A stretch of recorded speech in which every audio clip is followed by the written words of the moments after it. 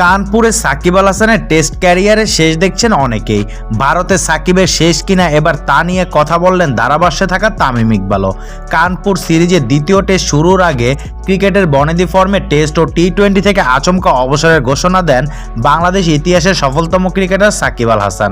দেশের মাটিতে আসন্ন দক্ষিণ আফ্রিকার বিপক্ষে সিরিজে ক্যারিয়ারের শেষ টেস্ট খেলার ইচ্ছা প্রকাশ করেন টাইগার এই অলরাউন্ডার।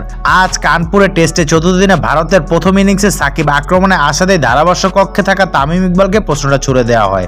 সতীর্থ এক ধারাভাষ্যকার জানতে চায় এটাই সাকিবের শেষ টেস্ট কিনা। জবাবে তামিম বলেন হয়তো এটাই তার ক্যারিয়ারের শেষ টেস্ট। এ সময় সাকিবের প্রশংসা করে তামিম বলেন অসাধারণ খেলোয়াড় সে, বিশ্ব ক্রিকেটে বাংলাদেশের ক্রিকেটের বড় দূত সে। দেশে বা দেশের বাইরে টেস্ট, ওয়ানডে কিংবা টি-20 সব ফরম্যাটে দারুণ সব কীর্তি আছে তার।